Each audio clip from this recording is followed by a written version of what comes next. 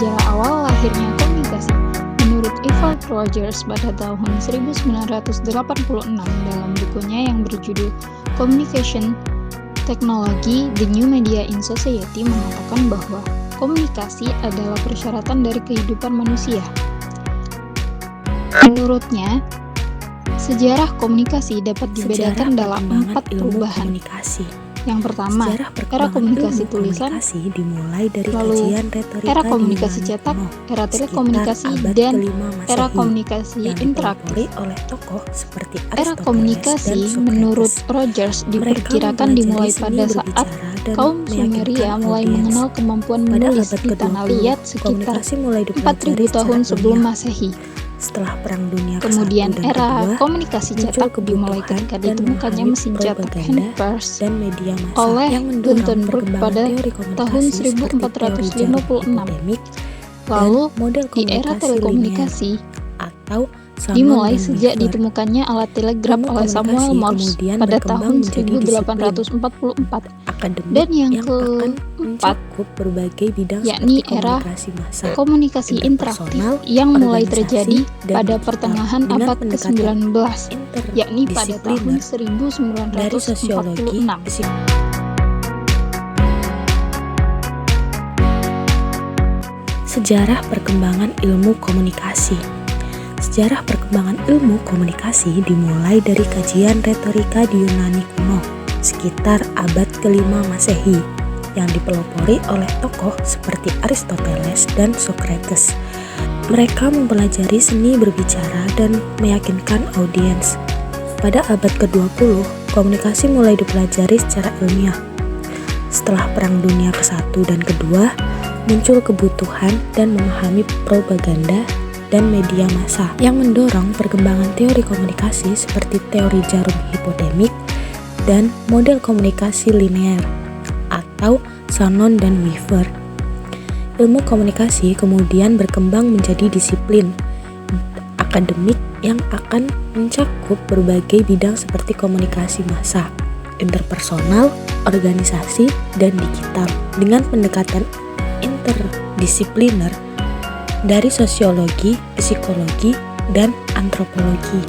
Berikut adalah sejarah perkembangan ilmu komunikasi dari abad ke abad. Yang pertama, Yunani kuno. Fokusnya pada retorika atau seni berbicara dan persuasi. Tokoh pentingnya yaitu Aristoteles, Plato, dan Socrates. Lalu yang kedua ada abad pertengahan dan Renaissance. Fokusnya pada retorika digunakan dalam pendidikan dan agama. Komunikasi masih berbasis lisan dan tulisan. Lalu ada revolusi industri dan teknologi, yaitu munculnya media cetak atau koran dan telegraf mengubah cara komunikasi. Awal komunikasi massa modern. Lalu selanjutnya abad ke-20 atau era modern, yaitu ilmu komunikasi menjadi bidang akademik. Lalu muncul teori-teori awal seperti teori jarum hipodermik atau komunikasi satu arah yang kuat. Lalu model Shannon dan Weaver atau komunikasi sebagai proses transmisi pesan. Lalu ada era pasca Perang Dunia, yaitu fokus pada pengaruh media massa, propaganda, dan opini publik. Pendekatan yang interdisipliner mulai diterapkan. Lalu ada era digital dan globalisasi. Komunikasi meluas ke media baru seperti internet, media sosial, dan komunikasi digital.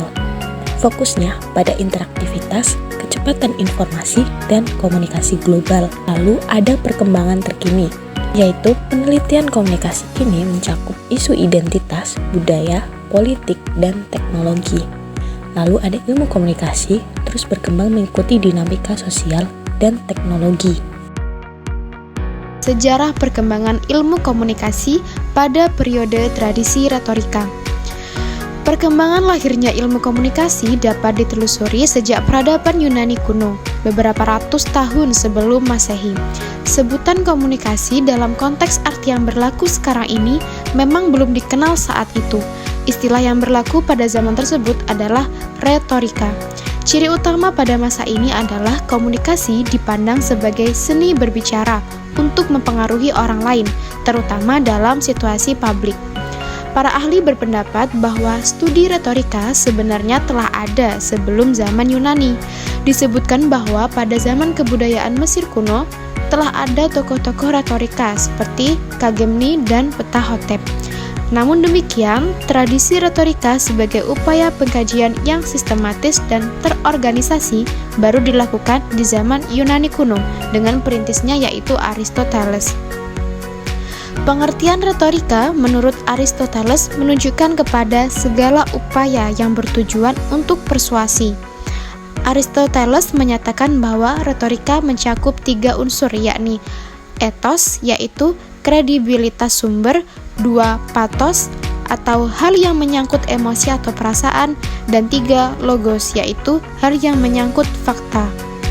Dengan demikian, upaya persuasi menurut Aristoteles menuntut 3 faktor, yakni kredibilitas dari pelaku komunikasi yang melakukan kegiatan persuasi, kemampuan untuk merangsang emosi atau perasaan dari pihak yang menjadi sasaran, serta kemampuan untuk mengungkapkan fakta-fakta yang mendukung logika. Adapun beberapa tokoh penting pada periode ini yaitu Socrates yang menekankan pada dialog dan kebenaran, Plato mengkritik retorika sebagai manipulatif jika tanpa nilai kebenaran, Aristoteles menulis retorik mengenalkan konsep ethos, pathos, dan logos, serta yang terakhir yaitu Cicero dan Quintilian yaitu mengembangkan praktik pidato publik di Romawi. Sekian penjelasan dari saya. Terima kasih. Nah, baik, selanjutnya pertumbuhan komunikasi sebagai salah satu disiplin ilmu sosial itu dapat dikatakan dimulai pada abad yang ke-19. Sedikitnya ada 3 perkembangan penting yang terjadi pada masa ini. Yang pertama itu penemuan teknologi komunikasi kayak radio, telegram, sama TV.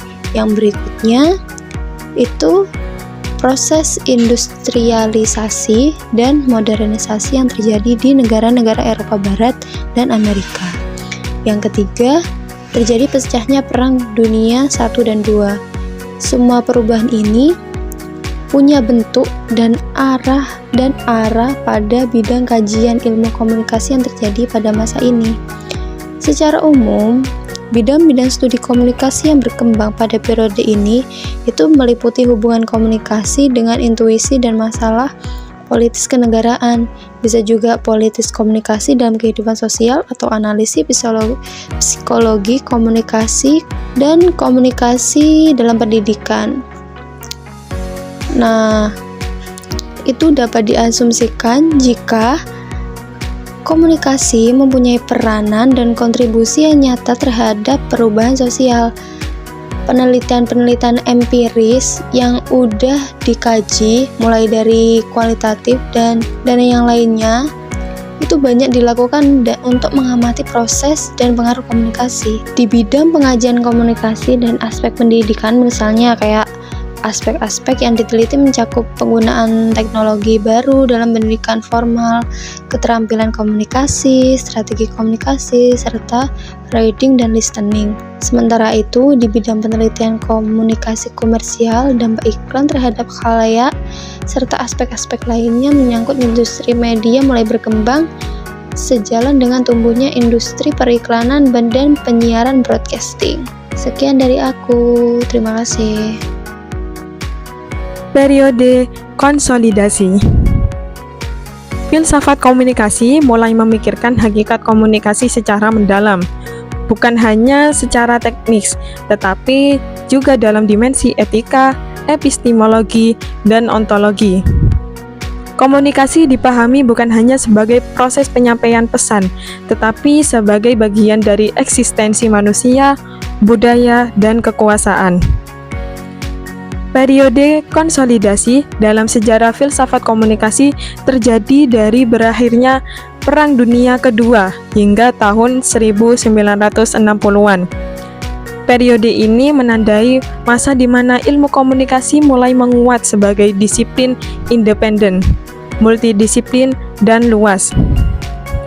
Periode konsolidasi dalam sejarah filsafat komunikasi merujuk pada tahap perkembangan ketika gagasan-gagasan awal tentang komunikasi mulai dirumuskan secara lebih sistematis, terorganisir, dan diformalkan menjadi suatu bidang yang lebih mapan. Periode ini biasanya datang setelah fase-fase awal yang bersifat spekulatif atau fragmentaris. Spekulatif merupakan pemikiran-pemikiran tentang komunikasi yang belum ada kerangka konseptualnya, sedangkan fragmentaris artinya pemikiran tentang komunikasi belum terpadu atau masih berupa potongan-potongan ide yang muncul secara terpisah. Nah, periode ini muncul setelah dua sifat ini terjadi. Lalu pada periode konsolidasi ini, ilmu komunikasi mengalami penguatan secara teoritis, metodologis, dan institusional. Kira-kira apa sih ciri-ciri periode konsolidasi? Berikut ciri-ciri periode konsolidasi. Yang pertama, institusionalisasi ilmu komunikasi. Yang kedua, pengembangan teori dan metodologi. Yang ketiga, pendekatan multidisipliner. Dan yang keempat, kepentingan praktis dan konstektual. Lalu kesimpulan periode konsolidasi ini adalah periode konsolidasi adalah momen krusial dalam sejarah filsafat komunikasi, karena pada masa inilah komunikasi tidak lagi dipahami secara terpisah atau sekedar intuitif, melainkan menjadi disiplin ilmu yang utuh, sistematis, dan berorientasi teoritis secara praktis. Konsolidasi ini membuka jalan bagi perkembangan pemikiran komunikasi kontemporer yang lebih praktis dan reflektif pada era setelahnya. Di sini saya akan menjelaskan tentang evolusi teknologi komunikasi. Evolusi teknologi komunikasi adalah cerminan dari kebutuhan fundamental, mendorong inovasi yang tak henti-hentinya untuk mengatasi batas ruang dan waktu. Dari prasejarah hingga metaverse modern, setiap periode telah membawa perubahan radikal dalam cara kita berinteraksi, membentuk masyarakat, ekonomi, dan budaya kita. Memahami periode teknologi komunikasi adalah memahami perjalanan evolusi manusia itu sendiri. Nah, saya akan menyebutkan beberapa periode. Yang pertama itulah periode awal, era pra-Masehi hingga abad pertengahan hingga komunikasi awal dan simbolis. Pada periode awal ini, komunikasi didominasi oleh metode tatap muka dan sangat bergantung pada kedekatan fisik. Nah, yang pertama itu adalah komunikasi lisan atau prasejarah. Sebelum ditemukannya tulisan, komunikasi sepenuhnya bersifat lisan. Pengetahuan, cerita, dan tradisi diwariskan dari generasi ke generasi melalui cerita rakyat, nyanyian, dan ritual. Meskipun efisien dalam kelompok kecil, informasi terbatas pada jangkauan pendengaran dan rentan terhadap distorsi seiring waktu. Api, asap, dan suara drum juga digunakan sebagai bentuk sinyal jarak jauh sederhana. Yang kedua, awal mula tulisan, kurang lebih tahun 3500 sebelum Masehi sampai Mesopotamia. Penemuan tulisan adalah revolusi monumental. Dari piktogram Sumeria hingga hieroglif Mesir dan alfabet Fenisia, tulisan memungkinkan menyimpan informasi yang lebih akurat dan penyebaran yang lebih luas. Ini memungkinkan munculnya sistem hukum, administrasi, dan literatur. Aksara cuneiform, papirus, dan parkamen menjadi media utama. Namun, akses terhadap tulisan dan kemampuan membaca masih terbatas pada kalangan elit dan juru tulis. Yang ketiga adalah media fisik dan pengiriman pesan. Ini terjadi pada Yunani kuno, Romawi kuno, Tiongkok kuno. Kekaisaran besar memerlukan sistem komunikasi yang efisien. Bangsa Romawi mengembangkan jaringan jalan yang luas dan sistem pos, menggunakan kurir berjalan kaki atau berkuda. Masa Tiongkok kuno memiliki sistem pos yang canggih dan menggunakan sinyal asap di tembok besar. Merpati pos juga digunakan secara luas untuk mengirimkan pesan rahasia atau penting. Meskipun lebih cepat daripada komunikasi lisan langsung, metode ini masih lambat dan rentan terhadap gangguan. Periode revolusi cetak dari abad ke-15 sampai ledakan informasi. Penemuan mesin cetak oleh Johannes Gutenberg sekitar tahun 1440-an menandai titik balik yang dramatis dalam sejarah komunikasi. Mesin cetak Gutenberg, teknologi cetak bergerak memungkinkan produksi buku secara massal dengan biaya yang jauh lebih rendah. Ini mendemokratisasi akses terhadap informasi, memicu reformasi agama, revolusi ilmiah, dan penyebaran gagasan pencerahan. Literasi meningkatkan drastis dan bahasa-bahasa vernakular mulai menggeser bahasa Latin sebagai bahasa utama dalam literatur dan ilmu pengetahuan. Kemampuan untuk mereplikasi teks secara identik, mengurangi kesalahan penyalinan manual, dan memastikan konsistensi informasi. Ini adalah awal dari era media massa. Periode revolusi elektronik pada abad ke-19 hingga pertengahan abad ke-20. Jarak bukan lagi hambatan. Abad ke-19 dan ke-20 menyaksikan serangkaian penemuan yang secara fundamental mengubah cara kita berkomunikasi, memanfaatkan kekuatan listrik. Contohnya yaitu telegraf, tahun 1830-an oleh Samuel Morse. Telegraf mengubah komunikasi jarak jauh dengan menggunakan kode Morse. Pesan dapat dikirim melintasi benua dalam hitungan menit, bukan berhari-hari atau berminggu-minggu. Ini merevolusi jurnalisme, bisnis, dan strategi militer, memungkinkan koordinasi yang belum pernah terjadi sebelumnya. Jaringan kabel telegraf melintasi samudera, menghubungkan antar benua. Yang kedua adalah telepon, tahun 1876 oleh Alexander Graham Bell. Telepon membawa suara manusia melintas jarak, memungkinkan komunikasi dua arah secara instan. Ini memiliki dampak besar pada bisnis, hubungan pribadi, dan keadaan darurat. Telepon menjadi alat yang sangat pribadi dan mengubah dinamika sosial dan ekonomi. Selanjutnya adalah radio, akhir tahun 1800-an dan awal 1900-an awal, yang ditemukan oleh Guglielmo Marconi, Nikola Tesla, dan lain-lain. Penemuan gelombang radio memungkinkan transmisi suara dan musik tanpa kabel. Radio menjadi media massa pertama yang menjangkau jutaan orang secara simultan, menyiarkan berita, hiburan, dan propaganda. Ini memainkan peran krusial dalam Perang Dunia dan membentuk budaya populer. Yang keempat adalah televisi, tahun 1920-an atau 1930-an oleh Philo Farnsworth, Vladimir Zworykin, dan lain-lain. Televisi menggabungkan suara dengan gambar bergerak, membawa dunia langsung ke ruang tamu. Ini merevolusi hiburan, berita, dan periklanan. Televisi menjadi kekuatan budaya yang dominan, membentuk opini publik, dan menyatukan masyarakat melalui pengalaman bersama seperti acara berita dan olahraga. Periode revolusi digital, akhir abad ke-20 hingga sekarang. Konvergensi dan konektivitas global. Periode ini dicirikan oleh digitalisasi informasi dan ledakan jaringan global. Yang pertama contohnya adalah komputer pribadi, tahun 1970-an atau 1980-an. Perkembangan mikroprosesor memungkinkan pembuatan komputer yang terjangkau untuk penggunaan pribadi. Meskipun awalnya digunakan untuk pengolahan kata dan spreadsheet, komputer pribadi menjadi platform penting untuk komunikasi, terutama dengan munculnya internet. Yang kedua adalah internet, tahun 1990-an oleh ARPANET, berkembang pesat pada tahun 1990-an. Internet adalah jaringan global komputer yang memungkinkan pertukaran informasi dalam skala besar, dari email hingga World Wide Web. Internet merevolusi akses informasi, kolaborasi, dan interaksi sosial. Ini menghancurkan batasan geografis dan waktu. Selanjutnya adalah telepon seluler dan komunikasi nirkabel, tahun 1980-an hingga sekarang. Awalnya perangkat komunikasi suara sederhana, telepon seluler berevolusi menjadi smartphone, yang merupakan komputer mini yang selalu terhubung. Mereka mengintegrasikan fungsi telepon, internet, kamera, dan berbagai aplikasi, memungkinkan komunikasi di mana saja dan kapan saja. Selanjutnya adalah media sosial. Ini ditemukan awal 2000-an sampai sekarang. Platform seperti Facebook, Twitter, Instagram, dan TikTok mengubah cara individu berinteraksi dan berbagi informasi. Mereka memungkinkan jaringan sosial global, partisipasi warga negara, dan penyebaran informasi dengan kecepatan yang belum pernah terjadi sebelumnya. Nah, itu saja yang bisa saya sampaikan. Selanjutnya adalah kecerdasan buatan atau AI dan pembelajaran mesin. AI mulai memainkan peran signifikan dalam komunikasi, dari chatbot dan asisten virtual hingga terjemahan bahasa real-time dan personalisasi konten. AI memungkinkan interaksi lebih alami dan efisien. Selanjutnya adalah teknologi masa depan atau metaverse, komunikasi holografik antara muka, otak, atau komputer.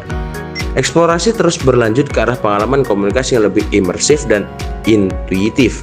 Dengan konsep seperti metaverse yang menjanjikan realitas virtual bersama dan komunikasi holografik yang menghilangkan batasan fisik sepenuhnya antar muka, otak, atau komputer, bahkan dapat memungkinkan komunikasi langsung dari pikiran. Pengaruh komunikasi terhadap kemajuan teknologi. Ada beberapa cara komunikasi yang dapat mempengaruhi kemajuan teknologi. Yang pertama, ada pertukaran informasi. Teknologi komunikasi yang cepat dan efisien itu dapat memungkinkan para ilmuwan, para peneliti, dan insinyur untuk berbagi hasil penelitian mereka dengan cepat. Hal inilah yang mempercepat proses pengembangan dan inovasi teknologi. Yang kedua, kolaborasi. Komunikasi memungkinkan tim peneliti dari berbagai disiplin ilmu untuk bekerja sama dalam mengembangkan teknologi baru. Yang ketiga, meningkatkan kesadaran. Komunikasi juga memainkan peran penting dalam meningkatkan kesadaran masyarakat tentang teknologi baru. Hal ini membantu menciptakan permintaan untuk teknologi tersebut, dapat mendorong perusahaan untuk berinvestasi dalam mengembangkan dan memproduksi. Yang keempat, pendidikan dan pelatihan. Teknologi komunikasi ini digunakan untuk menyampaikan informasi tentang teknologi baru kepada masyarakat. Hal ini memungkinkan orang untuk belajar dan menggunakan teknologi secara efektif. Yang kelima, penyebaran ide. Komunikasi membantu menyebarkan ide-ide baru tentang bagaimana teknologi dapat digunakan untuk memecahkan masalah. Yang keenam, meningkatkan produktivitas. Komunikasi memungkinkan orang untuk bekerja secara lebih efektif dan produktif, baik secara individu maupun dalam tim. Yang terakhir, perubahan budaya dan sosial. Teknologi komunikasi juga memiliki dampak pada budaya dan masyarakat. Hal ini dapat menyebabkan perubahan dalam cara orang berkomunikasi, bekerja, belajar, dan menjalani kehidupan sehari-hari. Nah, jadi komunikasi dan teknologi saling mempengaruhi dan mendorong satu sama lain untuk berkembang. Komunikasi yang efektif berperan penting dalam mempercepat penyebaran informasi, meningkatkan kolaborasi, dan mendorong inovasi. Nah, jadi dengan demikian komunikasi menjadi pendorong utama kemajuan teknologi, dan teknologi komunikasi sendiri juga menjadi alat yang krusial dalam memperluas dan mempercepat komunikasi. Dengan adanya komunikasi yang efektif, teknologi dapat terus berkembang dan memberikan manfaat bagi masyarakat.